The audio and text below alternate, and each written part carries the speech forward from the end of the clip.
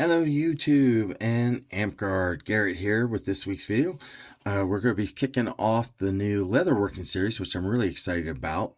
We're going to revisit some old videos because some of my thinking and stuff has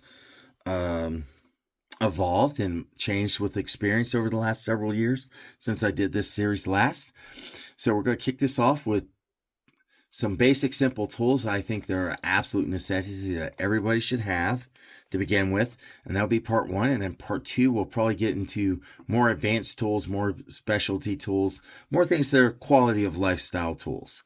So first, we're going to start off with obviously a good old everyday 12-inch ruler. I like the ones that have cork back or some kind of there so it doesn't slip and slide across when you're trying to do your leather work.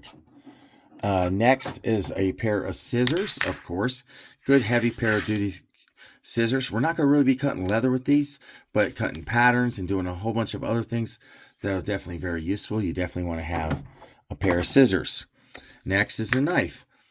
Of course, you got to cut the leather. So I like a nice 3/4 inch retractable knife like this. They're all price range all over the place. One of my favorite ones is a cheap $2 Hyper Tough Walmart special. But nice thing about these blades snap off nice and clean, so you should always have a fresh blade when you start your projects. And so they're cheap enough you can do that. So that is an absolute must. Next, you want to have an awl or scratch awl. This is a really nice one, but you can honestly, the main one I use for marking and leather and patterns is a $5 one I bought from Walmart. So don't pay the hobby price. You can find these alternatively anywhere. So you can get awls like that. You can also get flat blade ones. So you can try that. And that will come in handy down the road. Then next, we're going to the good old burnisher tool. This one's a wood one you can get from Tandy or just about anywhere. The thing with these is you want it smooth and there. And we'll discuss that later, but this is a burnishing tool and it's absolutely recommended for beginners. Next, we're going to be like, how do we punch the holes? Well, we have a couple options here. The first option is what's called a diamond punch, and there are plenty of different styles and such, but these are the ones I have, and they come in different sizes. So you have, these are a 6mm set, which means it's 6 millimeters from tip to tip to point, as you can see. And usually for bigger pieces like armor and stuff, I like a 6mm. And then for a smaller, like pouches and bag, I like 5mm. And then if you're going to do like really fine work, like wallets and stuff, then you're going to probably want, like, you're going to get into the 3 to 4mm. The next thing you can do is use a round hole punch. This one is a 1mm hole, which is a 1mm diameter, single hole. This one takes forever to do. Next you have, no. That is Inspector Mocci inspecting my work. So this is a 2-hole punch and a 6mm. And this one is same deal. So you have 6mm between spot to spot. And this actually, the only thing with this is this actually removes leather. So you'll end up with a whole bunch of little leather plugs everywhere. But it does make for a bigger hole, makes it easier to stitch and more room for that. So I will give it that. But if I'm really going for aesthetics and pure strength, a diamond chisel is definitely the way to go. Is there a wrong one? No. It's either one's really which one you want. Some people will swear they only want this, you want the strongest stitch possible, you could go with this. But I have mostly switched over to doing these because it's just simpler and easier on the sewing process when I'm doing that. So now that's there. Next, we're going to talk about a few simple tools that are also very necessary.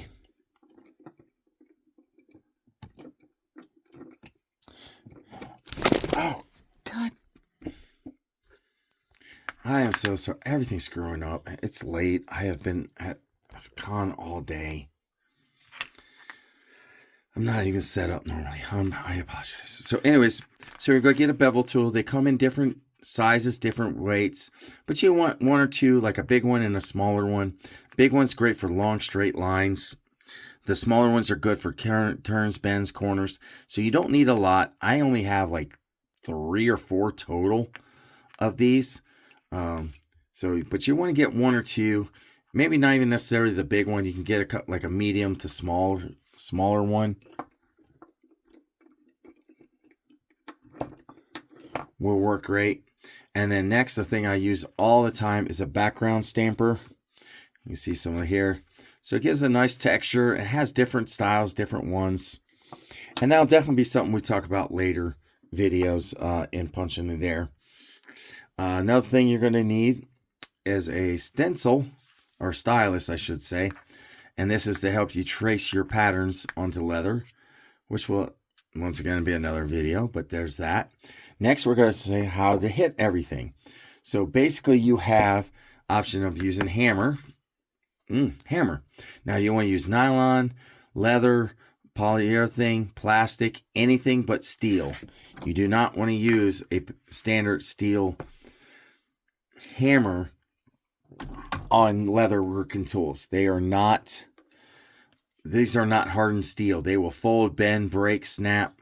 So you never use these metal on metal. You will absolutely destroy your tools. And some of these can get quite expensive. So you have a hammer. The other option you have is what's called a maul. It's round, circular, and so you can strike on any edge. You don't have to worry about orientation. This one happens to be a round one. This one's a tapered. Personal preference. The only real difference is the tapered lets you have a more lower angle on your elbow. This requires a higher one. Now, when it comes to weight, they come in a variety of weights, usually around 6 to 8 ounces on the light side, and the mauls go up from there. This one happens to be a 1 pound, which is what I personally like. I like to have the weight of the maul do the work. The lighter the hammer, the harder you have to strike. So I like to have it do the work for me. Let's see. Another thing is a pen or pencil. I think it's pretty obvious. You want that for marking and tracing pattern. Another thing you're going to need is a rubber stamp board. And you see this one's pretty decently well loved and used. And this is going to protect your punches and such, because otherwise you will destroy these. It will wreck them. I don't recommend using cutting boards, wood, polyurethane. Even this cutting board here will destroy it. So you want something rubber. This happens to be a rubber square I bought from Tandy. But you can also get any kind of rubber mat, tires. What am I thinking here? Mud flaps. Mud flaps work. Any kind of rubber. You want something soft to absorb the impact and soft to there. Let's see. Oh, another very important thing. Needles. Hopefully everyone see here. So the needles come in a variety of things. You want specifically saddle needles, because saddle needles have a dull end, because we're pre-punching the leather. We don't need sharp corners. We don't want sharp edges on our things. There are needles called Glover needles that do have sharp points, but we're not going to be talking about those right now. So the important thing is the length. You don't want a pair that's too thick. You want to look at the good eye. They come in a variety of different price tags and such like that. So you definitely need needles. And then the next thing, where did I put it? Is I like a nice pair of pliers. Now, originally I used to use a cheap pair of 99-cent Harbor Freight needle nose pliers. Standard ones you can buy anywhere. You know what needle nose pliers are. You know what I'm talking about. Well, I've recently switched over to completely flat, textureless jeweler chainmail pliers. I really like these because I can grab the needle anywhere on here. I don't destroy my needles. I have cut needles accidentally and such like that. So a pair of decent jeweler needle nose pliers are a great option. Then next, another really important cheap tool is a compass. Once again, you can buy these anywhere, any math store, any Walmart. I got these on Temu, and these are the nice ones for like $8. So you can get them. I've seen them as cheap as $5 or $6. Temu's a pretty good spot for tools. And we'll talk about more of that. And then I think we're going to do one more very important tool, and that is the strap cutter. We definitely is one of the most important tools. Can you get away with this Yes. But the convenience and the return on investment, which is a very big thing I'm on, is so ridiculously high that it is worth buying if you don't right off the bat as part of the tool. I usually don't recommend the pre-tool kits because they just come with a lot of filler and a bunch of stuff you don't actually need there. And then next on the list is the absolute must is a swivel knife. It's called a swivel knife because it swivels. So when you hold it and you push it, it will swivel in your hand. And we'll cover this down the road later with what kind of swivel knife to use, what kind of blade you're going to use. This isn't the video for that. And they range anywhere from probably $15 and up. I've seen a couple $100 swivel knives. It's just a matter of, how fancy there you get. Another there.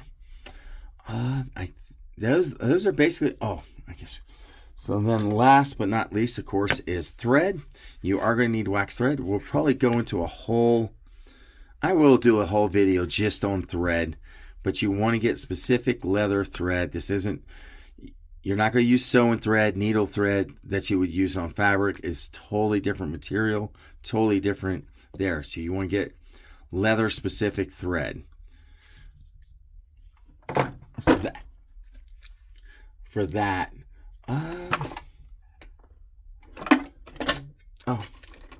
So I guess another thing probably wouldn't hurt to get is you can get them pretty cheap, and then they'll come in handy in another video, is a boning knife or there.